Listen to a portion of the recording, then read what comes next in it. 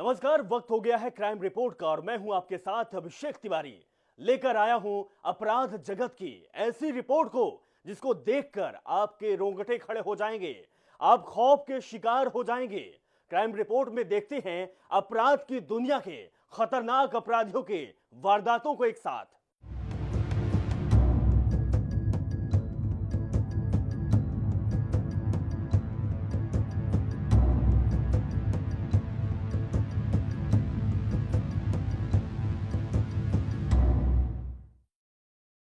मध्य प्रदेश के रीवा से शर्मसार कर देने वाली खबर सामने आई। यहां एक संत ने नाबालिग लड़की के साथ ऐसी वारदात को अंजाम दिया जिसको सुनकर और जानकर आप भी हैरत में पड़ जाएंगे। रिपोर्ट में देखिए इस पाखंडी की घिनौनी करतूत।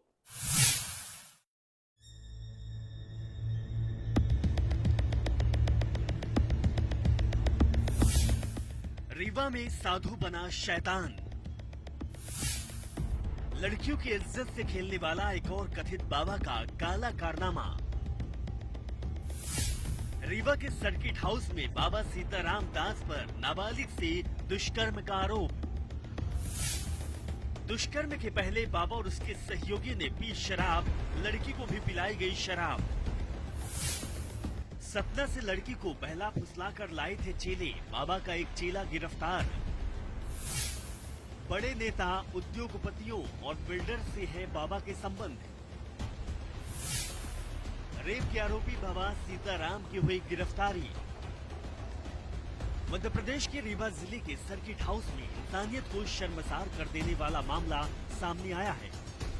शहर के नामी समदड़िया बिल्डर्स के कार्यक्रम के उद्घाटन के लिए आए कथावाचन पर नाबालिग के साथ दरिंदगी का आरोप लगा है। पुलिस ने आरोपी बाबा और उसके चेले को गिरफ्तार कर लिया है। शहर की सड़कों से लेकर गांव की गलियों तक बाबा के खिलाफ रोष है और बाबा के खिलाफ सख्त कार्रवाई की मांग की जा रही है। देखिए, सबसे पहले तो इससे खराब दिन, इससे बुरे दिन हो नहीं सकते इस रीवा के लिए और रीवा की जो शुचिता थी राजनिवास सर्किट हाउस, उसके लिए। सर्किट हाउस हमारी एक पहचान थी, उसमें मुख्यमंत्री से लेकर प्रधानमंत्री से लेकर बड़े बड़े नेता रुका करते थे। कमरा किसके इशारे से बुक हुआ? निश्चित तौर पे कमरा सत्ताधारी जो लोग हैं, पूर्व मंत्री राजेंद्र शुक्ला के इशारे से बुक हुआ होगा, या तो गिरीश गौतम जी के इशारे से बुक हुआ होगा, या तो उनके सांसद विधायकों के इशारे से बुक हुआ होगा। आज सोचिए कि ये बहुत शर्मनाक मामला है। एक महंत के द्वारा ऐसा कृत्य किया जा रहा है। हाँ, विश्वास उठता जा रहा है महंतों से, जनता का। मैं पूछना चाहता हूं कि जब सरकारी कर्मचारी और सिर्फ उनके लिए सर्किट हाउस खुलता है, नेताओं के लिए, तो सर्किट हाउस किसके संरक्षण में खुला? इनको कौन संरक्षण दे रहा है? भारतीय जनता पार्टी का कोई भी प्रतिनिधि, सांसद जी हो, राजेंद्र शुक्ला जी हो, कोई भी जनप्रतिनिधि सामने आके इस मुद्दे पर बात क्यों नहीं कर रहा? आरोपी बाबा का नाम सीताराम दास है। वह बड़ी गद्दी का महंत है। शहर में 1 अप्रैल से होने वाले हनुमान कथा वाचन के लिए बाबा रीवा आया हुआ था। वह सर्किट हाउस में रुका था। बताया जा रहा है कि बाबा के सहयोगी 28 मार्च को सतना जिले की एक नाबालिग लड़की को बहला फुसलाकर सर्किट हाउस पहुंचे थे। वहां बंद कमरे में बाबा और उसके सहयोगियों ने जमकर शराब पी और नाबालिग लड़की को भी जबरन शराब पिलाई गई। उसके बाद सहयोगियों ने कमरा बंद करके लड़की को बाबा के हवाले कर दिया। इसके बाद बाबा ने लड़की के साथ दुष्कर्म की घटना को अंजाम दिया। पीड़िता ने बताया कि वहां महंत विनोद और एक अन्य आरोपी शराब पार्टी कर रहे थे। उसे भी शराब पिलानी चाहिए। उसके मना करने पर विनोद और दूसरा शख्स बाहर से रूम बंद कर चले गए। महंत ने गलत काम करने के बाद अपने चेलों से उसे घर छोड़ आने को कहा।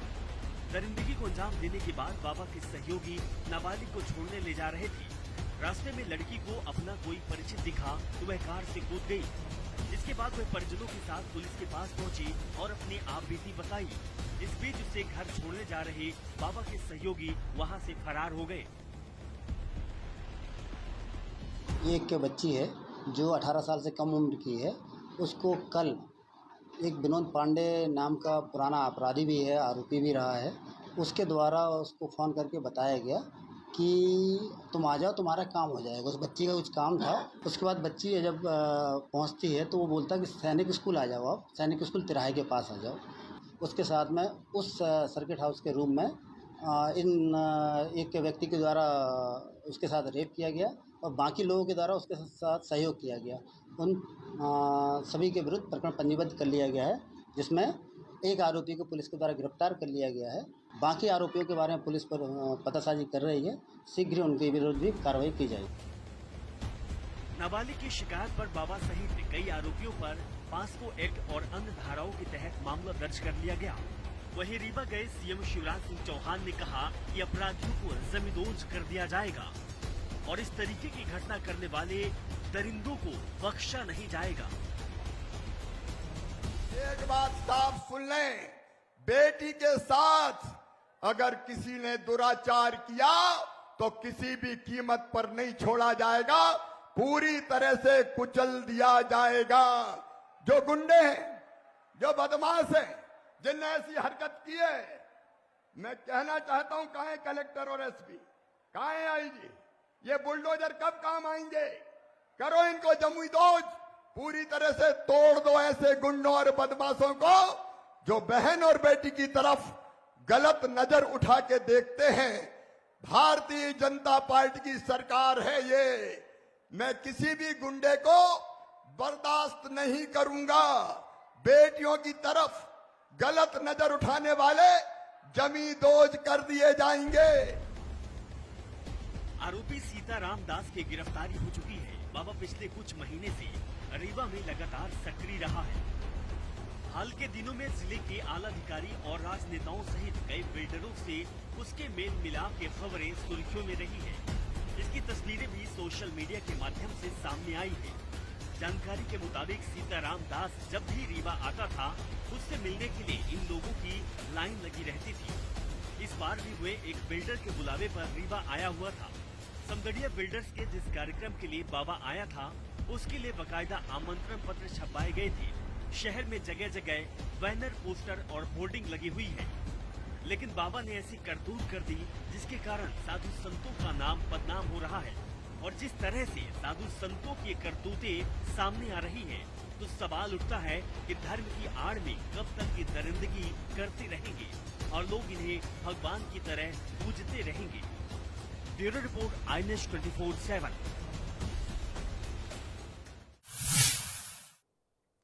अब आपको एक ऐसी घटना बताने जा रहे हैं जिसको सुनकर आपके रोंगटे खड़े हो जाएंगे और सोचने पर मजबूर हो जाएंगे कि क्या समाज में अब भी इंसानियत नाम की कोई चीज है। शमशाबाद में 11 साल की मासूम के साथ इंसानियत को झकझोर देने वाली घटना सामने आई है। रिपोर्ट देखिए।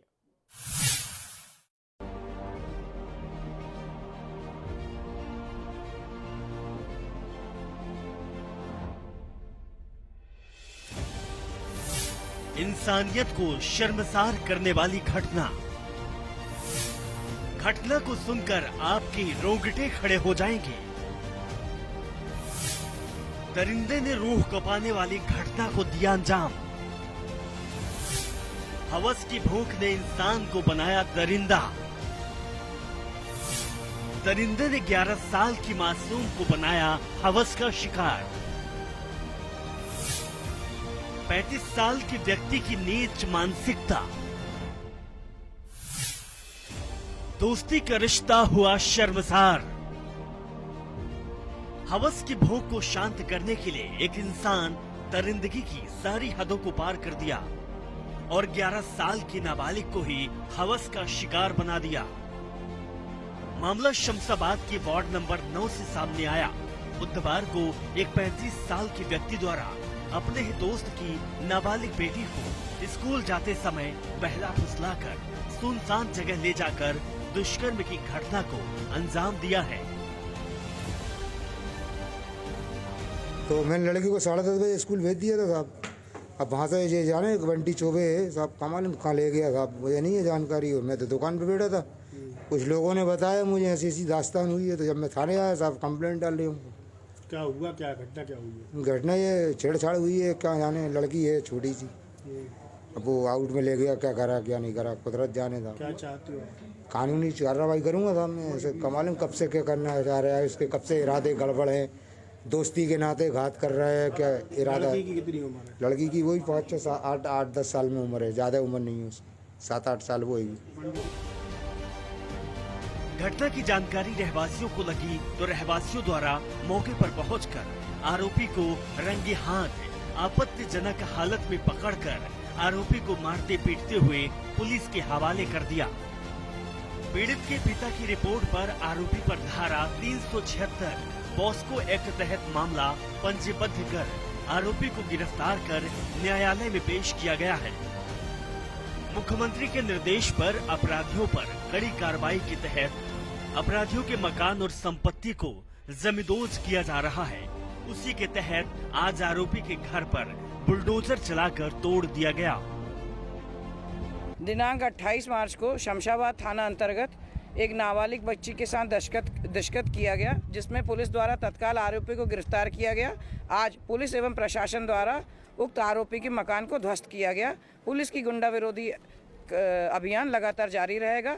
शासन के निर्देशानुसार अवैध गतिविधि चल रही थी, तो आरोपी के ऊपर कार्रवाई हुई। तो मौके पर जाकर निरीक्षण किया, तो जिसमें अवैध अतिक्रमण पाया गया, शौचालय वगैरह बना है, तो उसको तोड़ा गया शासन के निर्देशानुसार।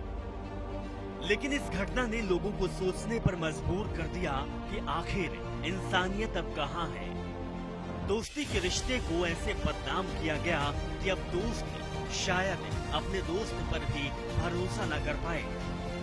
एक मासूम की जिंदगी के साथ ऐसा खिलवाड़ किया गया जो शायद कानून की सबसे बड़ी सजा भी ऐसे दरिंदों पर कम पड़ जाएगी।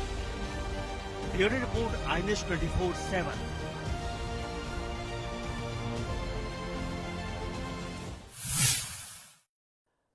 पबजी का नाम तो आपने सुना ही होगा। जी हाँ, मौत का गेम है पबजी। एक ऐसा ही खौफनाक मामला सामने आया है मध्य प्रदेश के इंदौर जिले से, जहां एक युवक ने पबजी के कारण अपनी जीवन लीला को समाप्त कर दी।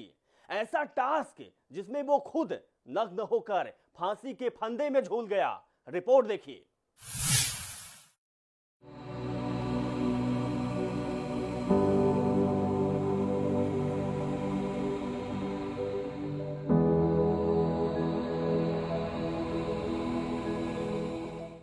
जानलेवा है पबजी गेम। पबजी गेम ने ली एक छात्र की जान। पबजी का टास्क पूरा करने में छात्र ने दी जान। बिना कपड़ों के नग्न हालत में मिला छात्र का शव। मध्य प्रदेश के इंदौर में एक हैरान कर देने वाला मामला सामने आया है। यहाँ तुकोगंज थाना क्षेत्र के पल्लव नगर में 18 वर्षीय 12वीं के छात्र का उसी के घर में संदिग्ध परिस्थितियों में नग्न अवस्था में शव लटका हुआ मिला। उसके हाथ पीछे से बंधे हुए थे। परिजनों और आस पड़ोसियों ने पुलिस पूछताछ में सामने आया कि लड़का पबजी गेम का एडिक्ट था। गेम के मिशन पूरा करते हुए उसने ये कदम उठाया होगा। मिशन भी ऐसा जिसमें युवक अपने दोनों हाथ को पीछे की तरफ रस्सी से बांध लिया था। स्कूल टाई को फंदा बनाकर लटका हुआ था। छात्र के मुंह में टमाटर भी मिला है। मौके पर छात्र के मोबाइल फोन की लाइट भी जल रही थी। मोबाइल में वीडियो रिकॉर्डिंग भी हो रही थी। कमरे का टीवी भी चल रहा था। पुलिस की जांच में छात्र का मोबाइल फोन भी मिला है। बताया जा रहा कि छात्र को मोबाइल गेम खेलने की लत लग गई थी। खासकर उसे पबजी गेम का एडिक्ट था। 29 मार्च की दोपहर में उसने फांसी लगाई थी। उस दिन बच्चे के पिता स्कूल बस चलाने गए थे, जबकि बड़ा भाई और मां दोनों ड्यूटी चले गए थे। उस समय छात्र विवेक घर में अकेला था। दरवाजा अंदर से बंद था। ये माना जा रहा है कि गेम खेलते हुए उसे ये टास्क मिला, जिसकी वजह से उसने अपने कपड़े उतारे। फिर उसने खुद ही स्कूल की टाई से फंदे तैयार किए, जिसके बाद जैसा उसे टास्क मिला था उसी के मुताबिक अपने कपड़े उतारे और फिर मुंह में टमाटर डाला।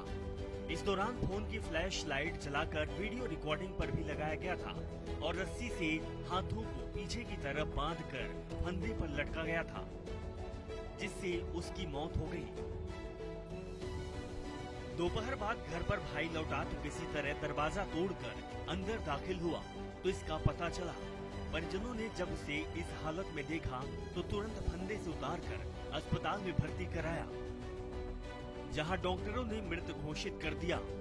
तुकोगंज थाने की जांच अधिकारी सलीम खान के मुताबिक परिजनों और आस पड़ोसियों ने लड़के के बारे में जो जानकारी दी है उससे सामने अभी तक ये आया है कि वे पबजी गेम का एडिक्ट था और जिस तरीके की परिस्थितियां घर में मिली हैं उससे संभवतः यही लग रहा है कि गेम के एडिक्शन के चलते उसने फांसी लगाकर आत्महत्या की है। फिलहाल शव का पोस्टमार्टम कराया जा रहा है और बाकी सारी परिस्थितियां पोस्टमार्टम रिपोर्ट आने के बाद साफ हो जाएंगी। Bureau report INS 24/7।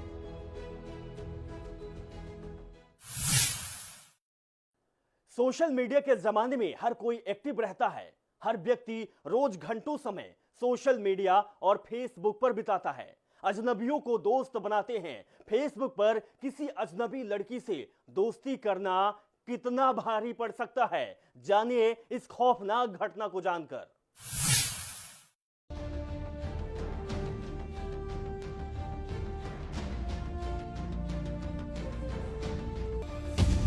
फेसबुक पर लड़की से दोस्ती बड़ी महंगी। 20 साल के लड़की ने अजनबी से की थी दोस्ती। दोस्ती के बाद दोनों में चैट होने लगी। लड़की और फेसबुक फ्रेंड से वीडियो कॉल पर बातचीत शुरू हुई। वीडियो कॉल पर लड़की पल भर में न्यूड हो गई। वीडियो कॉल में लड़की पूरी तरह से न्यूड थी। लड़के पर न्यूड वीडियो के लिए उकसाने का लगा आरोप। न्यूड वीडियो के लिए किया जाने लगा ब्लैकमेल। फिर अजनबी लड़की से दोस्ती, युवक के लिए जान। सेक्सटॉर्शन से तंग आकर लड़की ने दी जान। ब्लैकमेलिंग से तंग आकर लड़के ने किया सुसाइड। आरोपी ने सेक्सटॉर्शन की पूरी कहानी समझाई। छत्तीसगढ़ पुलिस ने मामले का किया खुलासा। महज 20 साल की उम्र में एक लड़के की फेसबुक पर अजनबी लेकिन बेहद खूबसूरत लड़की से दोस्ती हुई। धीरे धीरे दोनों में चैट होने लगी। अब चैट के बाद लड़की ने खुद ही वीडियो कॉल पर बात करने की पेशकश कर दी। आखिर में लड़के और फेसबुक फ्रेंड से वीडियो कॉल पर बात शुरू हुई, लेकिन वो लड़की पल भर में ही न्यूड हो गई। वीडियो कॉल में वो पूरी तरह से न्यूड थी। लड़का कुछ समझ नहीं पाया और देखता रहा। महज 40 से 45 सेकंड की इस कॉल में लड़के को भले ही थोड़ी देर के लिए सब कुछ नया लगा, लेकिन उसके बाद उसकी जिंदगी नरक बन गई।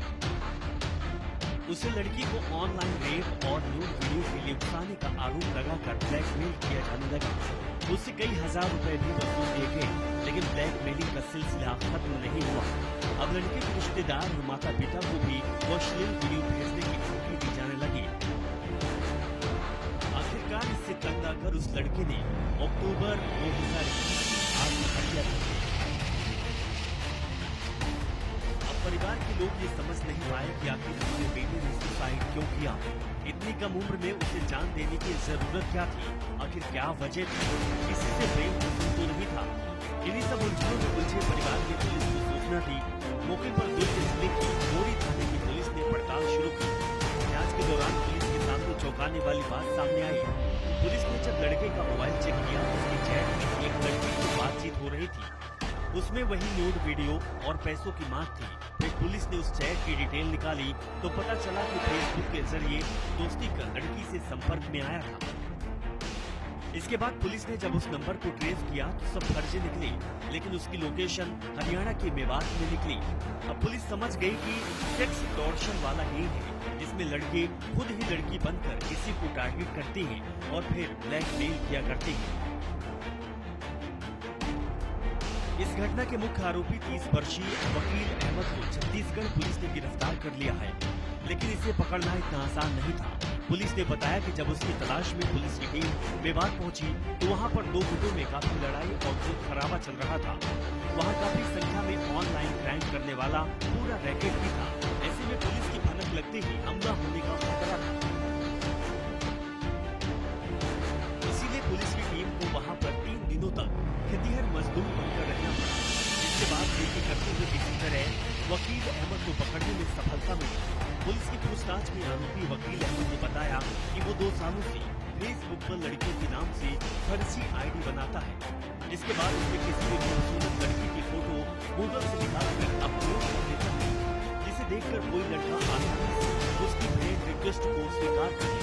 वो खुद ही बताता है कि आखिर कैसे जब कोई लड़का उसका फेसबुक फ्रेंड बन जाता है तब उसे डाउनलोड किए हुए किसी लड़की के न्यूड वीडियो को दिखाकर ब्लैकमेल करना शुरू कर देती है। उसने बताता है कि उसके ग्रुप में कोई लड़की नहीं है, बल्कि सिर्फ लड़की है और वो खुद ही लड़की बनकर ब्लैकमेल करती है। उसने बताया कि लड़की बनकर पहले चैट करती है और फिर न्यूड वीडियो के जरिए ब्लैकमेल करती है।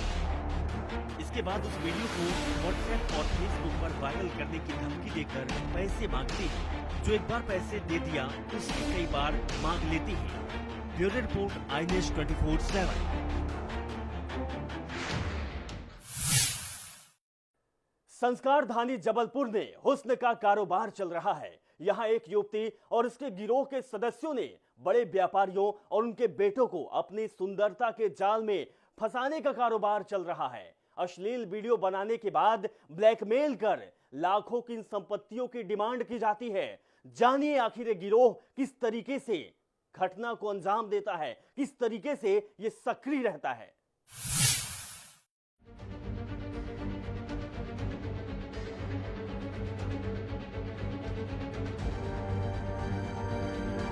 जबलपुर में रहने वाली एक युवती और उसके गिरोह के सदस्यों ने बड़े व्यापारियों और उनके बेटों को अपनी सुंदरता के जाल में फंसाने का कारोबार फैला रखा है, जिसके तहत पहले तो उनके अश्लील वीडियो बनाए जाते हैं और उसके बाद उन्हें ब्लैकमेल कर लाखों रुपए कैश और संपत्ति की डिमांड की जाती है।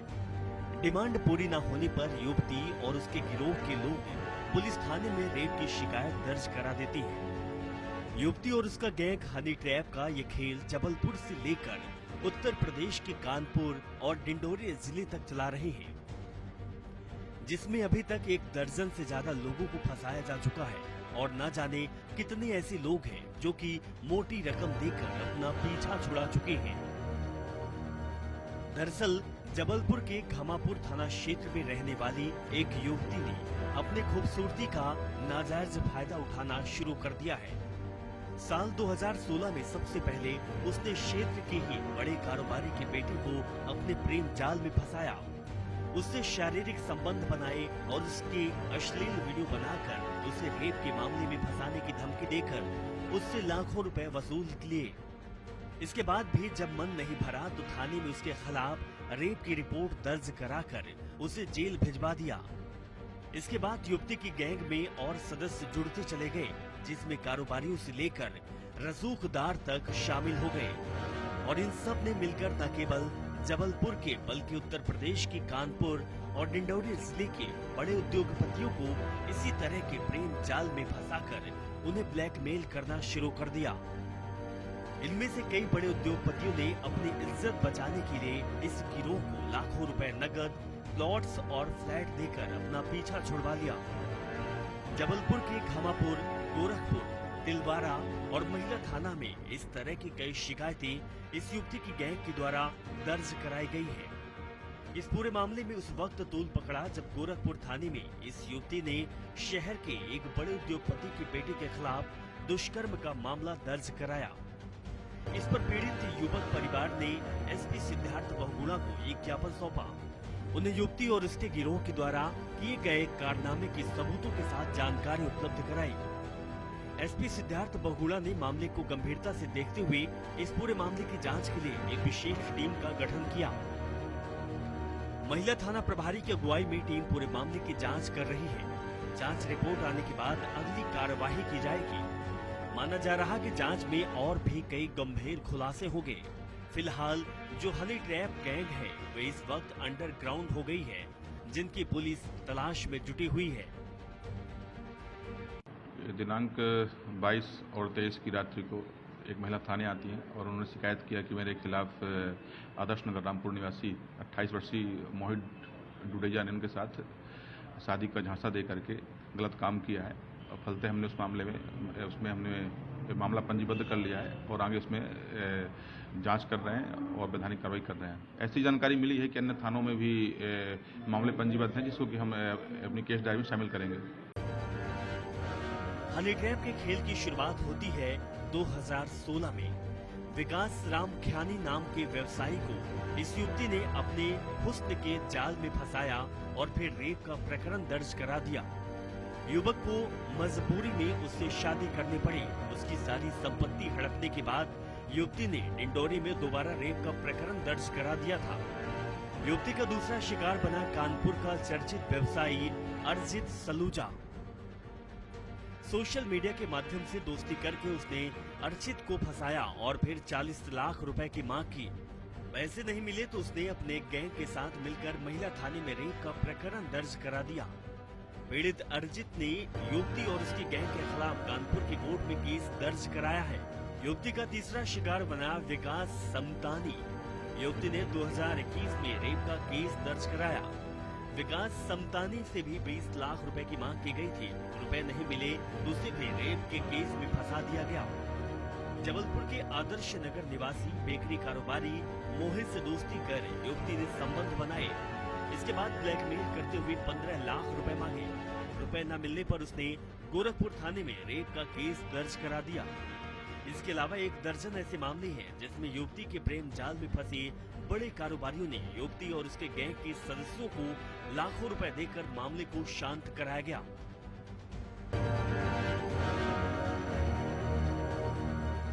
जबलपुर से INS 24/7 के लिए फतेह सिंह की रिपोर्ट।